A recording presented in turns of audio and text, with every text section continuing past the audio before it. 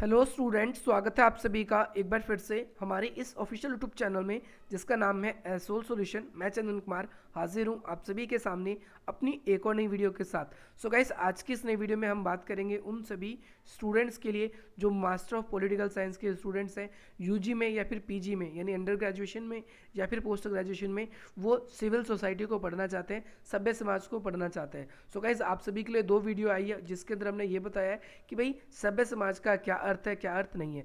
आज की इस नई वीडियो में हम ये बात करेंगे कि भाई सभ्य समाज की भाई उसका विकास कैसे हुआ है, सिविल सोसाइटी का विकास कैसे हुआ है, इसके बारे में बात करेंगे। इसके अलावा आज की नई वीडियो इग्नू, एसवेल या फिर रेगुलर कॉलेज या फिर एनसीवेफ, देश की किसी भी यूनिवर्सिटी के जो स्टूडेंट्स हैं उन सभी के लिए इंपॉर्टेंट है। तो भाई कैसे सिविल सोसाइटी यानी सभ्य समाज का किस प्रकार से उदय हुआ, इसके बारे में बात करते हैं। तो यहाँ पर हम बात करेंगे कि भाई प्राचीन रोम और प्राचीन यूनान के जो राज्य थे, राज्य का मतलब नगर है, वहाँ पर प्राचीन यूनान के जो विद्वान थे उन्होंने कभी भी राज्य को और सिविल समाज में अंतर नहीं समझा था। इसमें अरस्तु और प्लेटो भी शामिल है। आप लोगों को ध्यान रखना है, सबसे पहले रोमन समाजशास्त्री थे जिनका नाम था सिसरो।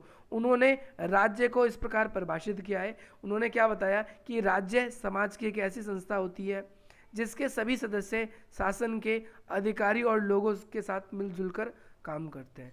तो आप लोगों ने देखा, सिसरो सबसे पहले विद्वान थे जो कि रोम के थे। इन्होंने क्या किया, राज्य को नागरिक समाज से अलग बताया था, सभ्य समाज से अलग बताया था, सिविल सोसाइटी से अलग बताया था, जिसमें इन्होंने बताया था कि राज्य जो है वो एक ऐसा संगठन होता है जिसमें शासन समाज के प्रत्येक वर्ग की उसमें भूमिका होती है। दूसरी बात, इस परिभाषा से ये बात स्पष्ट होती है कि भाई राज्य के कारण ही ये संभव हो पाया है कि मनुष्य ने आगे चल के क्या किया कि भैया अपने सभ्य समाज बनाए और मनुष्य का कोई भी हिस्सा राज्य के नियंत्रण के अंदर नहीं है, बल्कि मनुष्य का ज़्यादातर जो पार्ट है वो राज्य के नियंत्रण से बाहर है। रोमन विचारधारा का यूनानी यानी रोमन विचारधारा में, जैसे कि मैंने बताया कि जो प्लेटो है और अरस्तु है, उनका भी यही प्रभाव था। वो पहले स्टार्टिंग में यही सोचते थे कि भाई जो राज्य है, और साथ ही साथ आप लोगों को ये भी याद रखना है, राज्य है और जो सिविल समाज है वो दोनों एक ही रहा, परंतु आगे चल के दोनों परिभाषाएं अलग अलग हो गई। आप लोगों को ध्यान रखना है कि जब भी राज्य में शासन का दुरुपयोग होता है या सत्ता का दुरुपयोग होता है, तब ऐसे समय में सभ्य समाज, नागरिक समाज नागरिकों के हितों के लिए लड़ता है और नागरिकों को एक उच्च स्थान प्राप्त करने की कोशिश करता है। आप लोगों को ये याद रखना है। तो यहाँ पर आप लोगों के लिए इस तरीके से इसको एक्सप्लेन किया गया है। अगर आप इंग्लिश में ये लिखते हो, देयर वेयर द पॉलिस मतलब होता है राज्य, जो ग्रीक भाषा में राज्य शब्द की उत्पत्ति पॉलिस से हुई है, और city state was not slavery and the bardism का मतलब एक तरीके से बार्बरिज्म से ही है। बार्बरिज्म आप सबको पता है, बर्बरता का शासन जब भी बढ़ जाता है, बर्बरता का शासन जो होता है वो बहुत ज़्यादा बढ़ जाता है, तो ऐसे समय में सभ्य समाजी नागरिकों के हितों के लिए कार्य करता है। अब यहाँ पर हम बात करेंगे सिविल समाज और राज्य जो है दोनों एक जैसे नहीं है, कैसे इनका विकास हुआ है इसके बारे में बात करेंगे। तो 17वीं शताब्दी में एक विद्वान थे जिनका नाम था जॉन लॉक। उन्होंने सिविल समाज और अच्छी तरीके से इन्होंने अंतर बताया था सिविल समाज और राज्य के बीच में। उनके अनुसार राज्य की उत्पत्ति पहले प्राकृतिक अवस्था में रहते हुए लोग जो थे, मतलब सिविल समाज जो है वो प्राकृतिक अवस्था में भी था, राज्य की उत्पत्ति उससे अलग है। राज्य की उत्पत्ति अलग हुई है। प्राकृतिक अवस्था में हर कोई स्वतंत्रता, समानता थी, उसमें कोई सुविधाएं नहीं थी। इनसे बचने के लिए, समाज में संतुलन सामंजस्य बनाने के लिए आगे चल के सिविल समाज का निर्माण किया गया। जैसे सिविल समाज के अंदर आपके परिवार, धर्म संगठन के जो आपके अलग अलग धर्म के, जाति के या फिर जो भी भाषा से संबंधित आपके समुदाय हैं, वो भी सिविल समाज में आते हैं।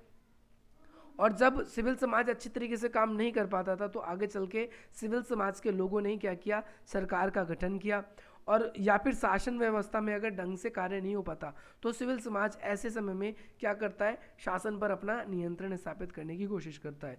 आप लोगों को ध्यान रखना है, आपको ये एक आपके लोगों के लिए जिस तरीके से डायग्राम बनाकर हमने समझाने का प्रयास किया है, आप लोगों को ऐसे याद रखना है। सबसे पहले व्यक्ति जो है उसका उत्पन्न हुआ, फिर आगे चल के क्या हुआ, व्यक्तियों के बीच से फिर सिविल समाज बना, फिर सरकार बनी, और सरकार के बाद में हमने सरकार को क्या किया, अलग अलग भागों में विभाजित किया। विधानमंडल अलग, कार्यपालिका अलग और न्यायपालिका अलग।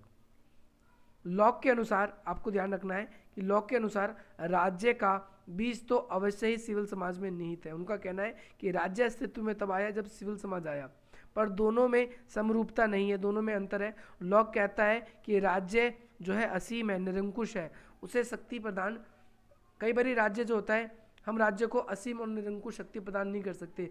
अगर हम राज्य को ऐसी शक्तियाँ प्रदान करेंगे तो जो जन सामान्य लोग हैं उन सब का हित किस में होगा, उन सब का हित कैसे होगा। इसीलिए हमें क्या करना नहीं चाहिए, हमें जन सामान्य का ध्यान रखते हुए राज्य को असीम शक्ति प्रदान नहीं करनी चाहिए और राज्य को असीम शक्ति भी नहीं देनी चाहिए। लोगों पर राज्य का नियंत्रण सिर्फ इतना होना चाहिए कि वो सभी लोगों को रक्षा कर सके, संपत्ति का रक्षा कर सके, उनके साथ साथ उनके हितों का उनके बीच में सामंजस्य स्थापित कर सके। और अगर राज्य ऐसा नहीं करता तो सिविल समाज के जरिए हम राज्य में एक क्रांतिकारी या रचनात्मक परिवर्तन कर सकते हैं। इन रचनात्मक परिवर्तन के जरिए हम समाज में नई सरकार का या नए सिरे से चुनाव करके नई व्यवस्था कायम कर सकते हैं। और यही था आप सभी के लिए वीडियो। और इस तरीके से हम क्या देखते हैं कि राज्य में सिविल समाज का आप लोगों के लिए उत्पत्ति हुई है। एक छोटी सी चीज़ आप लोग और समझिए, सबसे पहले मनुष्य की उत्पत्ति हुई। मनुष्य ने अपने व्यवहारिक रूप से ये सोचा कि अब एक अच्छा शासन कैसा हो सकता है, क्योंकि जब कोई समाज में नियम नहीं होता तब बर्बरता का शासन होता है। और बर्बरता का शासन का मतलब है मत्स्य नियम। जैसे समुद्र में बड़ी मछली छोटी मछली को खाकर जिंदा रहती है और ताकतवर लोग ऐसे ही समाज में जो कमज़ोर वर्ग के लोग हैं उनका शोषण करते हैं। सिविल समाज इसलिए बनाया गया लोगों के द्वारा ताकि ताकतवर गरीबों पर क्या ना कर सके, अत्याचार ना कर सके।